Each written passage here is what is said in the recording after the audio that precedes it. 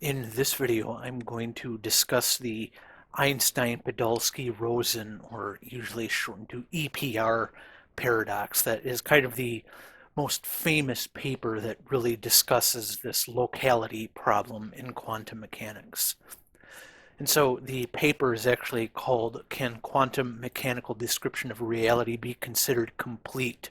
And so remember, this word complete is what's really important for this, because what we discussed in the last video is that we've come up to this sort of paradox here, this sort of issue where we either have to say quantum mechanics is complete and therefore locality and special relativity can be violated, or we have to say that locality and special relativity are will hold true, that they will obtain, and therefore quantum mechanics is incomplete, that the wave function doesn't describe everything about reality, that there are so-called hidden variables. And so this is, like I said, kind of the most famous paper in this line of thinking. And so, yeah, like I said, completeness here. So every element of physical reality must have a counterpart in the physical theory. So this is sort of the definition of what a theory that is complete is, that is sort of quote unquote complete, is that every part of physical reality that you're trying to describe has a counterpart in the theory, that there's no things in physical reality that are sort of left out or hidden from the theory. And so EPR want to establish that physical reality has more parts that have counterparts in the wave function. So in other words, that the theory is incomplete. So for instance, a particle should be able to have both definite momentum and definite position. So again, I just want to point out, so this is the way that the paper was written, and it was written by Podolsky before Einstein had even sort of signed off on it. And so Podolsky, like a lot of other people, including opponents in this debate, like Niels Bohr, really focused in on this Heisenberg uncertainty principle, even though this was not Einstein's main misgiving with the theory. But we'll actually talk about that here in a few minutes. But as I'm sort of discussing the actual paper in the way that it was written, this idea of the Heisenberg uncertainty principle kind of comes up, even though, like I said, this is not Einstein's main misgiving. All right, so for instance, a particle should have both a definite momentum and a definite position. So the wave function can be simultaneous eigenstate of both position and momentum. So EPR therefore want a sufficient condition for the reality of a physical quantity. So this is a quote from the paper. So if, without any way disturbing a system, we can predict with certainty, i.e. with probability equal to unity, the value of a physical quantity, then there exists an element of physical reality corresponding to this quantity. So the quantity being the part of the theory, and the physical reality being the part of the world to which it corresponds to. And so they're saying that that there needs to be, like they said, that every element of the physical reality must have a counterpart in the physical theory. And so they're saying that without disturbing the system, so before the so-called wave function collapse, we can predict with certainty the value of the physical quantity. Then there exists an element of physical reality corresponding to this quantity. So this sufficient condition is that being able to entangle two particles, which we call A and B, when measuring, say, the position of A but not B, then the position of B becomes known without disturbing B.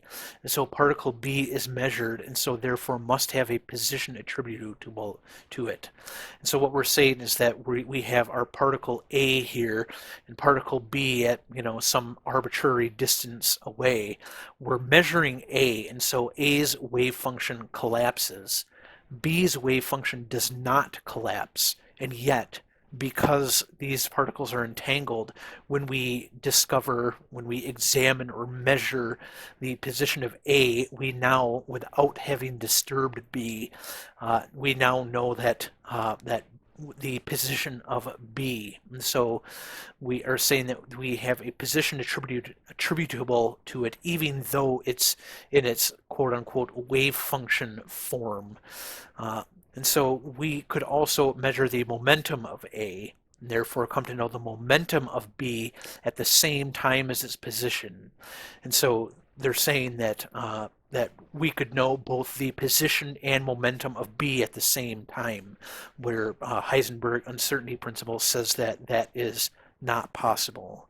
So we know both the position and momentum of B, even though the commutation relation does not show this. And so this is the commutation relation of the momentum operator and the position operator here. And so what we end up with is this. And so a commutation relation is just showing that this mathematical system is commutative. And so what that means essentially is that if you have A times B, that is just the same as doing B times A. And so what you should find is that A times B minus B times A is equal to 0. But when we do this for our momentum and position operators, we find that it's not equal to 0. It's in fact equal to negative I times h bar here. And so, I mean, there are multiple ways you can think of the Heisenberg uncertainty principle.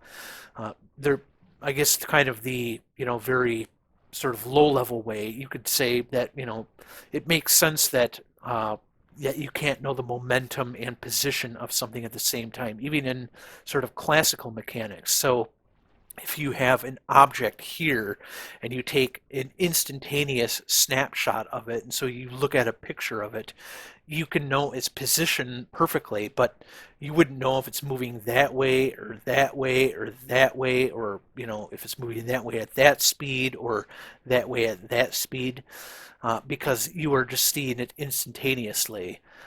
But if you wanted to know its momentum, then you'd have to measure it sort of here, then going to here. So, on some interval there. But then we have this sort of smeared out position. And so, that's sort of a very low level way to think about it. On a higher level way, which I discuss more in my standard quantum mechanics playlist, is that the position and the momentum are Fourier transforms of each other. And what you see then is that if you have a momentum which would have a certain wavelength, you have this, so you have a known wavelength of the momentum. Well, now you don't know if the particle is there or there or there. It could be spread out all over the place. Whereas if you have a particle with a very known position, so say it has some large spike at a known position, then its momentum is actually going to be spread out. It's going to be a bunch of waves like this added together. So then we'd have, higher frequency ones, we'd have lower frequency ones, we'd have, ones in between. And so you're adding a bunch of momenta together in order to get this, this sort of tight peak here. And so that's another way to think of the Heisenberg uncertainty principle. But this is kind of, I guess, you could call it the big brain way of thinking about it, is that the operators don't commute. And so that is telling you that you can't know the eigenstate of both of these operators simultaneously. So this momentum operator and this position operator, you can't know the eigenstate of both of those simultaneously. But anyway, so in the EPR paper, so they say more generally, it is shown in quantum mechanics that if the operators corresponding to two physical quantities, say A and B, do not commute, so AB is not equal to BA, then the precise knowledge of one of them precludes such knowledge of the other. Furthermore, any attempt to determine the latter experimentally will alter the state of the system in a way so as to destroy the knowledge of the first. From this it follows that either 1, the quantum mechanical description of reality given by the wave function is not complete, or 2, when the operator corresponding to two physical quantities do not commute, the two quantities cannot have simultaneous reality. For if both of them had simultaneous reality and thus definite values, these values would enter into the complete description according to the condition of completeness. If then the wave function provided such complete description of reality, it would contain these values. These would then be predictable. This is not being the case, we are left with the alternatives stated. And so we can put this into a sort of disjunctive syllogism here, where a disjunctive syllogism is of this type. We have the first premise, X or Y, such that they are exhaustive and mutually exclusive. Not Y, so we're saying Y is not the case.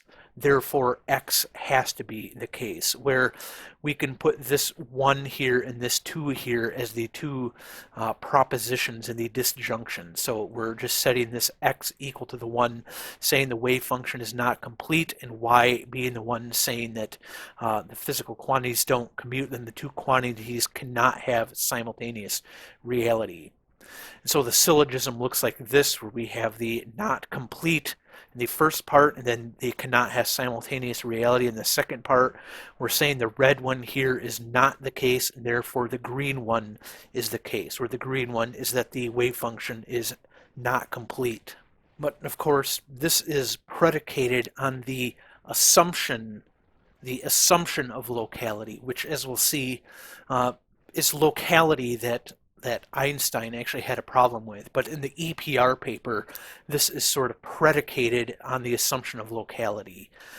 It's sort of using the assumption that our universe, that causality is local, to say that, well, it can't be that that quantum mechanics is complete, because this would then say that, the universe is not local, but the universe is local, and so quantum mechanics can't be complete. Since the EPR paper stipulates that particles A and B are brought extremely far apart from one another when A is measured here. So in other words, particle B goes undisturbed when particle A undergoes a measurement. So measuring particle A did not causally affect particle B because they were too far away from one another, and therefore particle B must have been in its position in momentum states prior to any measurement. So that goes to what I was saying before, where we have our particle A here, we have our particle B some arbitrary distance away. We're performing our measurements on A, and so we are disturbing A, which is causing A to sort of take a definite position, which then makes B take a definite position. Then we do a subsequent measurement on A, which tells us that it has a definite momentum. We haven't disturbed B at all yet, so B is still in its sort of quote-unquote wave function state. But now we also know the momentum of B, and so we know both the position and momentum of B with certainty, even though B is in its sort of quote-unquote wave function state. And so they're saying that it must have been the case that B therefore had a definite position and a definite momentum the entire time. So now we will discuss sort of what Einstein said about the EPR paper after the EPR paper came out. So, like I said, it was later discovered that the famous EPR paper was mostly written by Podolsky and submitted before Einstein even saw a draft. And so Einstein was displeased with how the paper turned out. So he points out correctly in a letter to Schrödinger. So it's actually the same letter that his box separating thought experiment that we talked about in the previous video, that he gave that thought experiment because he was trying to sort of clarify to Schrödinger what he actually had in mind was the problem with quantum mechanics, and it wasn't the sort of Heisenberg uncertainty principle. So he said in a letter to Schrödinger that the paper is convoluted and obfuscatory and does not address Einstein's main complaint about quantum theory, namely that it's probabilistic, but mostly that it violates locality and special relativity. So, like I said, in the actual paper, Podolsky sort of assumes locality and says that, because quantum mechanics violates locality, it has to be incomplete, which, is kind of what Einstein is also saying. But the way that that Podolsky pointed out, he was, really focusing in on this Heisenberg uncertainty principle, which is not the thing that Einstein had a problem with. In fact, I didn't put it in the quote in here, but in the book that I'm using by Travis Norson called The Foundations of Quantum Mechanics, he actually gives a quote by Einstein where Einstein basically says, I don't really care about the Heisenberg uncertainty principle, or something along the lines. If he doesn't care about that in the sense that, it doesn't bother him that the Heisenberg uncertainty principle is the case. What bothers him is this issue of locality here.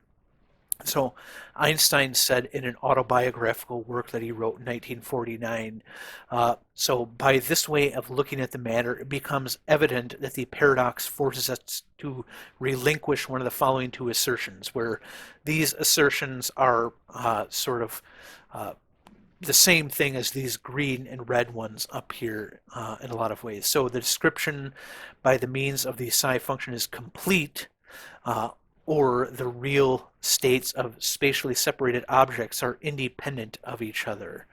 And so essentially that they're not entangled. So on the other hand, it is possible to adhere to two if one regards the psi function as the description of a statistical ensemble of systems, and therefore relinquishes one. However, this view blasts the framework of the orthodox quantum theory, which we'll talk about more in future videos, which is essentially the Copenhagen interpretation, which is what Einstein is referring to as the orthodox quantum theory. So he later adds, I am, in fact, firmly convinced that the essentially statistical character of contemporary quantum theory is solely ascribed to the fact that this theory operates with an incomplete description of physical systems. And so, he's saying that there has to be some sort of hidden variables going on here.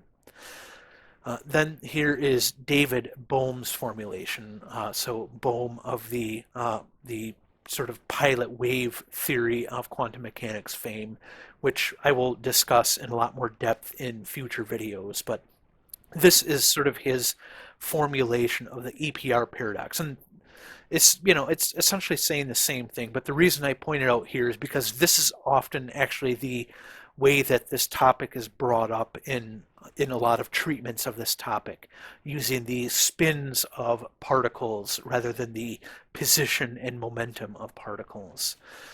So his reformulation of the EPR paradox in 1951 used the spins rather than position momentum. So it essentially says that if we have two entangled particles, psi 1 and psi 2, which would have this superposition right here, then if particle 1 is measured spin up, then particle 2 will be measured spin down even without having disturbed it, and vice versa. So say particle 1 is measured as spin up, then after the measurements particle 2 is definitely in the spin down.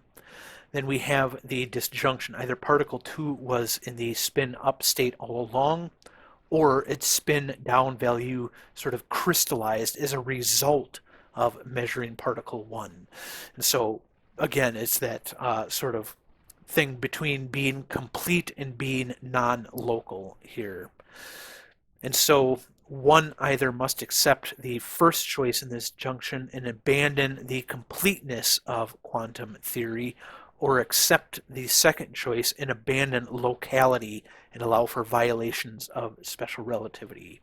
So yeah, it's essentially saying the same thing, but this I think in the reason that it's used often in treatments of this is because it's a lot more intuitive, I think, to think about, because there's this very binary, it's either spin up or spin down rather than, kind of this whole thing with like the position and momentum and stuff like that. And well, in fact, when sort of experiments on this are done, it's actually usually done with linearly polarized light. But if you've watched my standard quantum mechanics playlist videos, you'll know that the mathematics for spin up and down particles and linearly polarized light is extremely similar, and so they work very well as kind of analogs of each other. But yeah, this is often put in terms of the spin of particles in treatments of this. But anyway, that was everything I wanted to talk about in this video. This, like I said, was just sort of explaining this sort of famous EPR paper and sort of Einstein's thoughts of it after the paper came out. But anyway, I don't want to ramble too long. I hope you found this video interesting, and I will see you in the next one.